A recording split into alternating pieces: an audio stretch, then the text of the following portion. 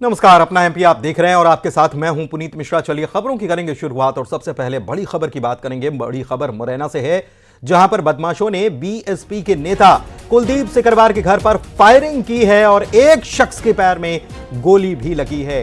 इस शख्स की हालत गंभीर है, जिला अस्पताल में भर्ती करा दिया गया, ग्वालियर रेफर किया गया। 1 दर्जन से ज्यादा नकाबपोश बदमाश आए थे जिन्होंने फायरिंग की ये वारदात अंजाम दी है। कोतवाली थाना क्षेत्र के आमपुरा की यह घटना बताई जा रही है और इसकी तस्वीरें सामने आई हैं। सीसीटीवी यहां लगा था, उसमें ये पूरी तस्वीर जो है वारदात रिकॉर्ड हो गई है, जिसमें चेहरे पर नकाब लगाए बदमाश आते हैं और यहां पर गोलीबारी करते हैं। पूरी घटना सीसीटीवी में कैद हो गई। कोतवाली थाना पुलिस पूरे मामले की जांच में जुटी हुई है। मुरैना से यह खबर आपको बता रहे हैं और तस्वीर भी आपको दिखा रहे हैं। बीएसपी के नेता के घर पर यह फायरिंग की वारदात अंजाम दी गई है।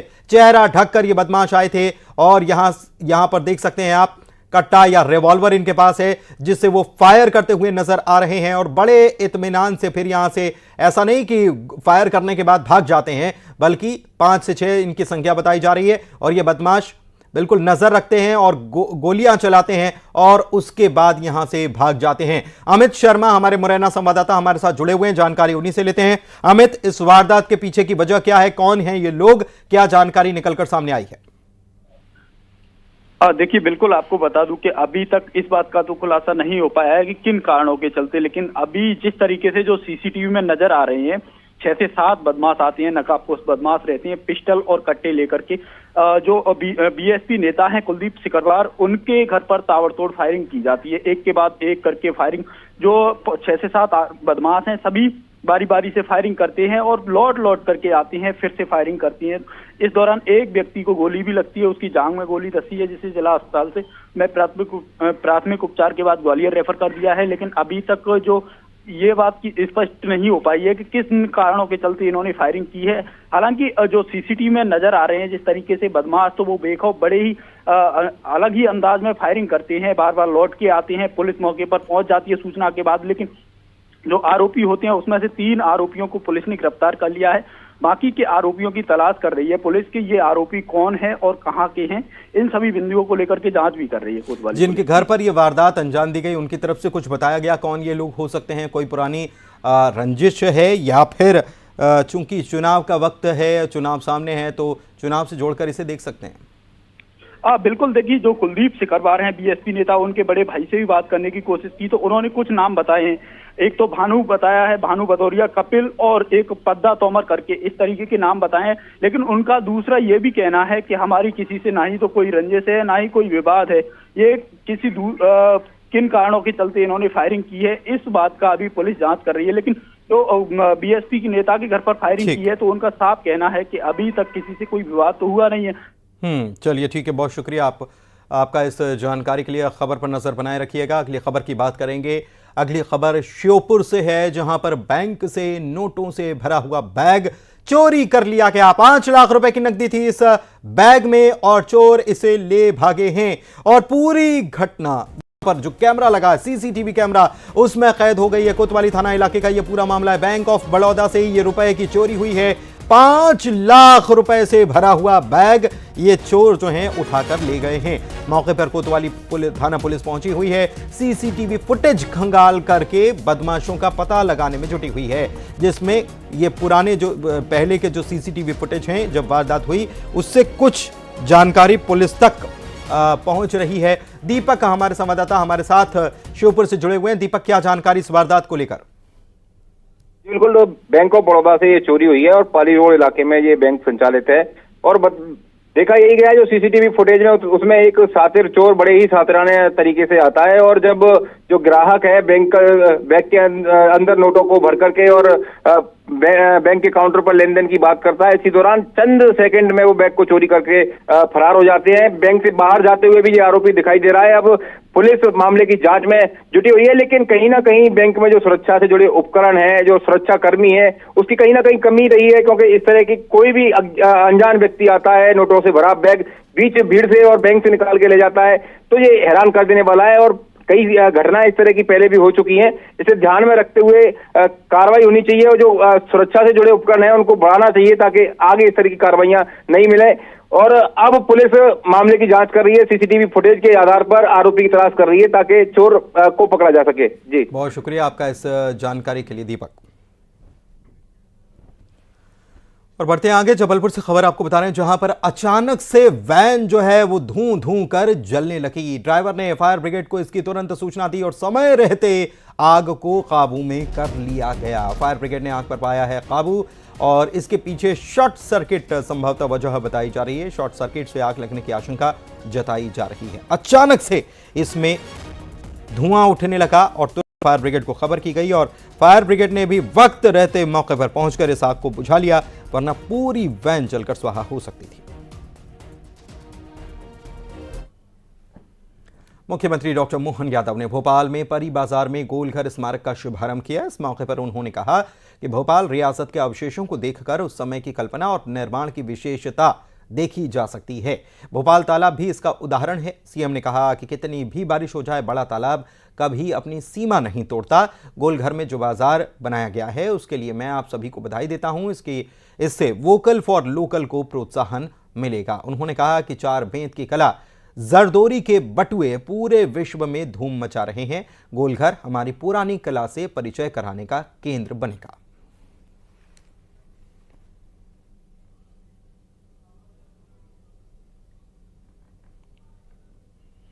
बात अगली खबर की। कल दोपहर 3 बजे 2024 के लोकसभा की चुनाव की तारीखों का ऐलान चुनाव आयोग की तरफ से किया जाना है। अब से कुछ देर पहले भारतीय इलेक्शन कमीशन ने प्रेस रिलीज जारी की है जिसमें उन्होंने लोकसभा चुनाव और कुछ राज्यों के विधानसभा चुनाव की बात कही है। लोकसभा के साथ अरुणाचल प्रदेश, आंध्र प्रदेश, ओडिशा और सिक्किम राज्य के चुनाव की घोषणा भी कल होगी। लोकसभा चुनाव 6 से 7 चरणों में हो सकते हैं। मध्य प्रदेश, तमिलनाडु, केरल, गुजरात, हरियाणा, आंध्र प्रदेश, तेलंगाना और केंद्र शासित प्रदेशों में एक चरण में चुनाव हो सकते हैं, जबकि उत्तर प्रदेश, बंगाल, बिहार में 6 से 7 चरण में चुनाव हो सकते हैं। महाराष्ट्र में 4 से 5 चरण में चुनाव हो सकते हैं। छत्तीसगढ़ की बात करें या असम की बात करें तो यहां 2 से 3 चरण में चुनाव संभावित हैं। जम्मू कश्मीर में विधानसभा चुनाव की घोषणा की संभावना कम लग रही है।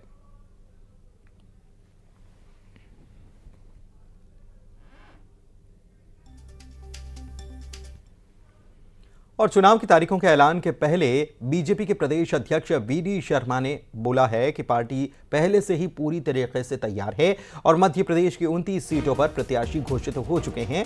एक एक बूथ पर कार्यकर्ता तैनात हो चुके हैं। मध्य प्रदेश में 29 की 29 सीट जीतने का दावा फिर से वे दोहराते हैं और कह रहे हैं कि मध्य प्रदेश में कांग्रेस का सुपड़ा साफ हम करते हैं।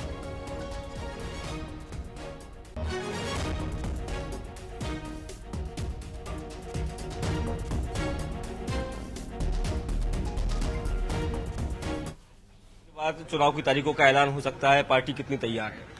पार्टी तैयार नहीं, पूरी तरह से तैयार है और मैदान में हम तो बहुत पहले उतर गए। माननीय प्रधानमंत्री जी ने हमें कहा था मेरा बूथ सबसे मजबूत के अभियान में हमारा प्रत्याशी कौन, कमल का फूल।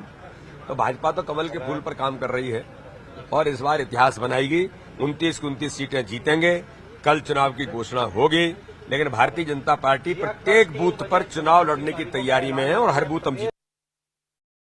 चुनाव तारीखों के ऐलान से पहले एमपी में बड़ी प्रशासनिक सर्जरी कर दी गई। 47 आईपीएस अधिकारियों के तबादले किए गए। 11 जिलों में एसपी बदल दिए गए हैं, जिसमें सिंगरौली एसपी निवेदिता गुप्ता बनाई गई हैं। अमन सिंह राठौर को शिवपुरी का एसपी बना दिया गया है।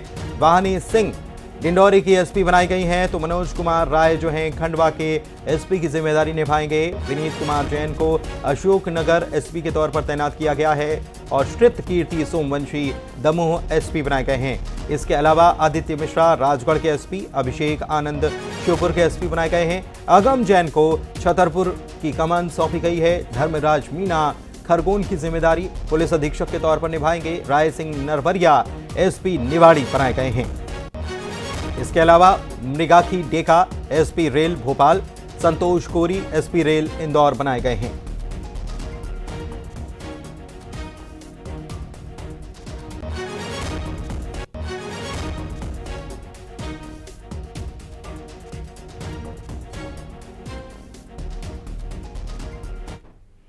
बढ़ेंगे आगे। लोकसभा चुनाव से पहले कांग्रेस को एक और बड़ा झटका लगा है। कांग्रेस के दो पूर्व विधायक अंतर सिंह दरबार और पंकज सिंघवी ने बीजेपी ज्वाइन कर ली है। दोनों ने भोपाल में बीजेपी की सदस्यता ग्रहण की। इस मौके पर मुख्यमंत्री डॉक्टर मोहन यादव और प्रदेश अध्यक्ष वीडी शर्मा मौजूद रहे। दोनों ने अंतर सिंह दरबार और पंकज सिंघवी को बीजेपी की सदस्यता दिलाई है। दोनों के साथ बड़ी संख्या में उनके समर्थक बीजेपी में शामिल हो गए। धामनोद की नगर पालिका अध्यक्ष ने भी बीजेपी ज्वाइन कर ली।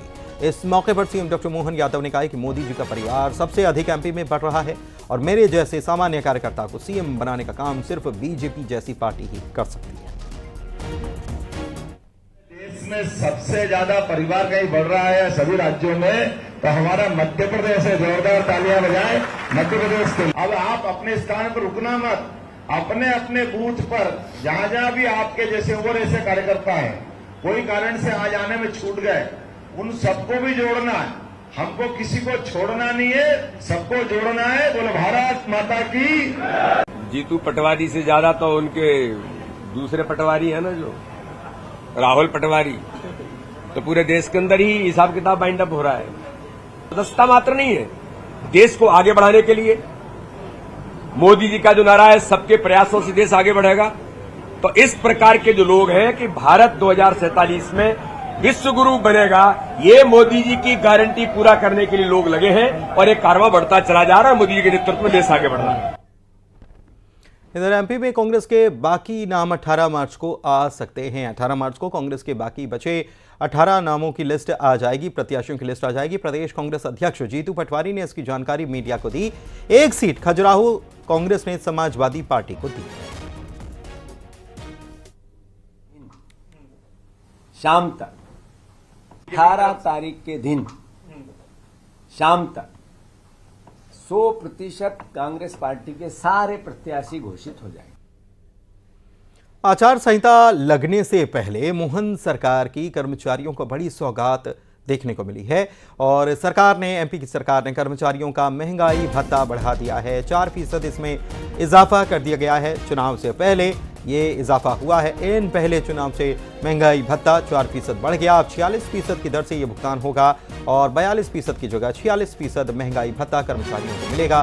बड़ी बात यह भी कि बढ़ा हुआ महंगाई भत्ता 1 मार्च 2024 से ही लागू हो जाएगा और अप्रैल के महीने में इसका भुगतान हो जाएगा। मध्य प्रदेश में 4.5 लाख सरकारी रिटायर्ड कर्मचारियों को फिलहाल और इंतजार करना होगा। रिटायर्ड कर्मचारियों को 38% महंगाई भत्ता ही मिल रहा है। सरकार ने तय किया कि हमारे लिए खास करके अधिकारी कर्मचारियों के लिए वर्तमान जो महंगाई भत्ते की दर 42 है उसको 46% करने की हमने निर्णय किया है और ये 7वें वेतनमान के अंतर्गत 1 जुलाई 2023 से इसको मध्य प्रदेश में लागू करेंगे। आज के इस दौर में खासकर थोड़ा कठिन समय है, लेकिन उसके बावजूद भी हमने अपने स्रोत से ये सुविधा देने का प्रयास किया है। उम्मीद करेंगे आने वाले समय में इसमें और वृद्धि करें। मेरी अपनी ओर से सभी अधिकारी कर्मचारियों को इस वेतनमान के आधार पर महंगाई भत्ता देने की बधाई।